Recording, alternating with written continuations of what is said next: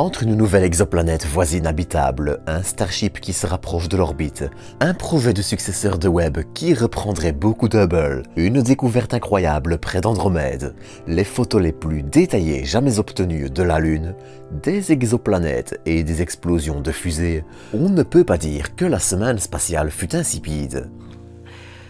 Ouais, c'est pas faux. À cette occasion, je vous propose de dédier cet épisode aux dernières actualités spatiales et d'un peu revenir sur chacun de ces points et les infos essentielles à en retenir. Pour commencer, j'aimerais rapidement revenir sur ce qui a été une grande première, mais malheureusement ratée. Ce lundi 9 janvier, le petit lanceur Launcher One de Virgin Galactic, qui est largué à une altitude d'environ 10 km par un Boeing 747, réalisait une assez grande première.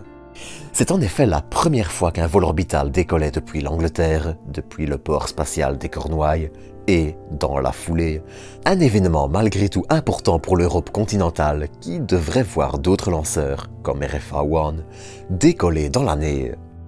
Malheureusement, ce premier vol allait être un échec. Si les causes précises restent encore à déterminer, une télémétrie indiquant des chiffres complètement irréels peu après la séparation de la coiffe et l'activation du second étage laisse peu de doutes.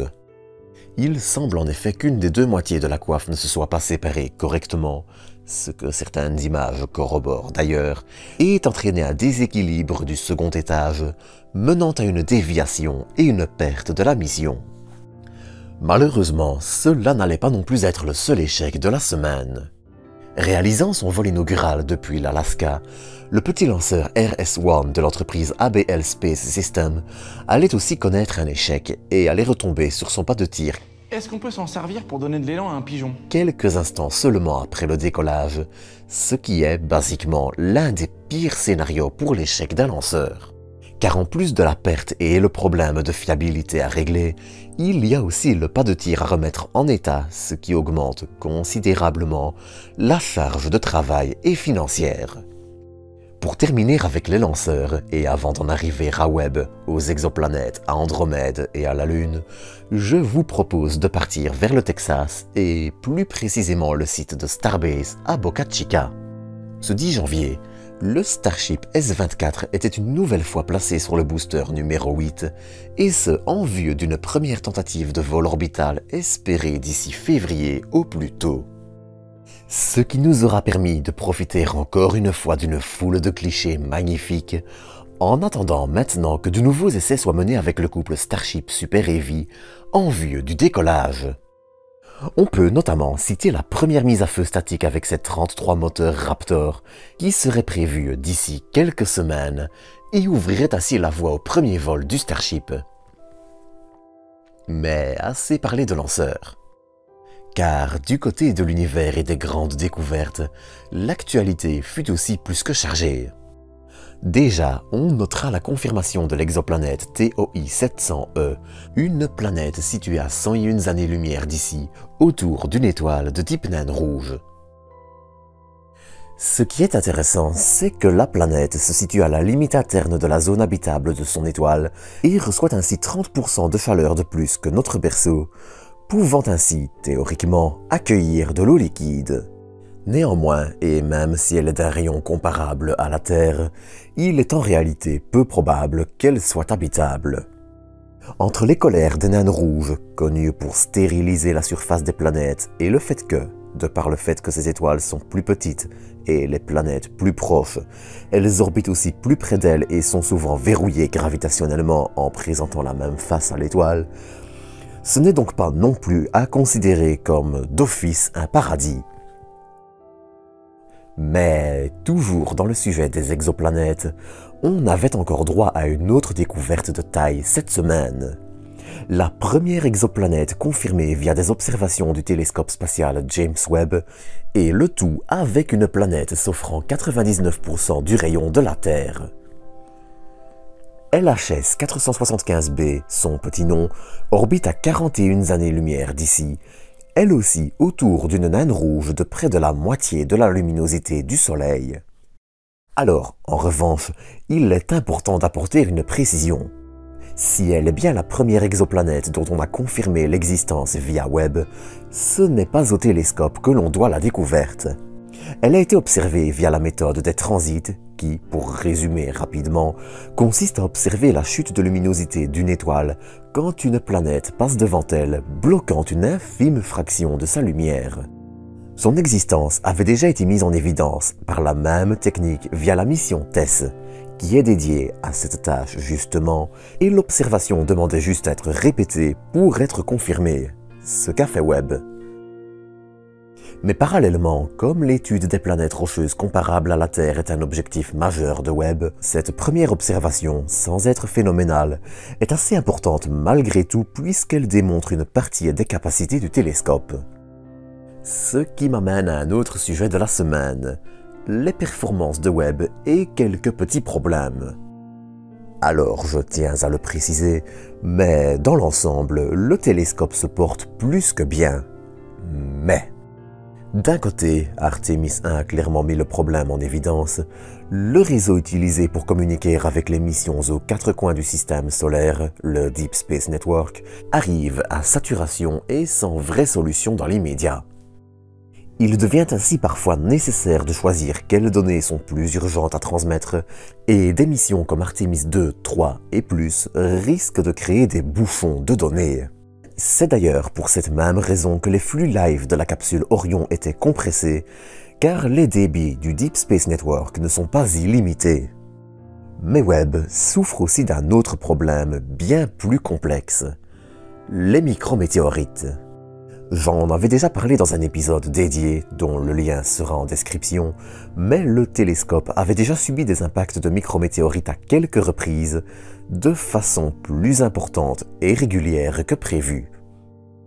Pour cette raison, le télescope devra ajuster ses observations pour éviter les orientations et les zones plus risquées, en tentant ainsi de minimiser les impacts sur le miroir dont la qualité se dégrade un peu plus, même si imperceptiblement, à chaque impact.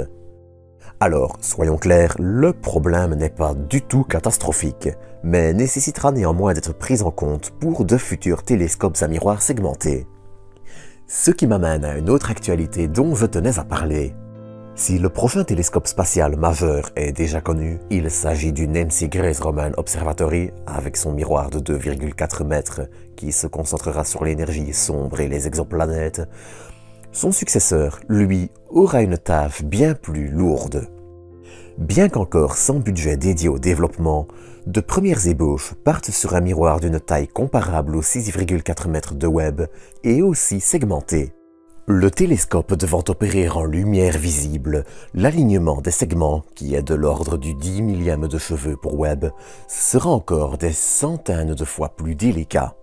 En contrepartie, le télescope permettra probablement de déterminer si une exoplanète est possiblement habitée en se servant de coronographes pour masquer l'étoile qui, autrement, est trop lumineuse et couvre littéralement le signal de la planète. En fait, le concept serait un peu comme un compromis entre l'UVOIR, dont on avait déjà parlé, et ABEX, qui serait, lui, centré sur les exoplanètes en utilisant un coronographe séparé qui bloquerait la lumière des étoiles et non des planètes. De plus, ce premier concept de télescope est aussi pensé pour être entretenu par des missions robotisées, un peu à la façon Hubble avec des humains, permettant en théorie des décennies de service et d'amélioration des instruments, principal fait qui fait, entre guillemets, vieillir un télescope. Bref, si ce projet voit le jour, il promet de révolutionner l'astronomie. En parlant de révolution en astronomie, j'aimerais aussi rapidement revenir sur la découverte il y a quelques jours d'une nébuleuse principalement constituée d'oxygène près d'Andromède. Cette découverte mériterait quasiment un épisode à elle toute seule, mais ce qu'il faut en retenir, c'est qu'on sait encore bien peu de choses sur cette structure. En fait, et même si sa forme déformée par Andromède suggère qu'elle est proche de la galaxie, entre guillemets, on ignore même si elle n'est pas une plus petite nébuleuse faisant partie de notre galaxie et située là, à l'avant-plan, par hasard. Par hasard. Comme par hasard. La découverte, réalisée par des astronomes amateurs, va donc très probablement demander énormément de travail pour en apprendre plus sur ce nuage d'oxygène doublement ionisé, à savoir un atome d'oxygène qui a perdu 2 de ses électrons. Et c'est là le plus fascinant. Si elle était le fruit d'une étoile de notre galaxie arrivée en fin de vie, et même si ces nébuleuses sont souvent très riches en oxygène, ou si elle était une nébuleuse normale d'ailleurs, elle devrait être composée d'autres composants et rayonner dans d'autres longueurs d'onde que l'oxygène doublement ionisé. Aussi grande dans notre ciel que 3 pleines lunes, la nébuleuse avait, de par sa taille et sa longueur d'onde précise, échappé à toute détection jusqu'à aujourd'hui. En tout cas, elle risque d'être très difficile à oublier, un peu comme la mission lunaire sud-coréenne d'Hanori, qui se rappelait elle aussi à notre bon souvenir. Lancée au mois d'août 2022, on avait déjà eu droit à quelques photos sympathiques. Mais c'est maintenant d'un tout autre niveau, avec une photo du cratère Shackleton offrant une résolution de 2 mètres par pixel. Ce cratère, situé au pôle sud lunaire, fait partie de ceux qui sont plongés dans une nuit permanente et sont soupçonnés de posséder de décentes quantités de glace d'eau. L'image montre une zone de 2040 mètres en tout et la mission sera cruciale pour l'exploration du pôle sud lunaire, robotisé ou non, notamment dans le cadre du programme Artemis. D'ailleurs, si vous regardez en haut à droite, vous voyez une petite ligne suivie d'un point blanc. C'est en fait simplement un rocher qui a dégringolé le long du cratère, laissant une trace derrière lui. Et c'est donc ici que je vais vous quitter pour aujourd'hui. Comme d'habitude, j'espère que vous aurez apprécié cet épisode, et je vous donne rendez-vous dans quelques jours pour un nouveau. D'ici là, prenez soin de vous, prenez soin des autres, et à très bientôt pour de nouvelles doses d'espace.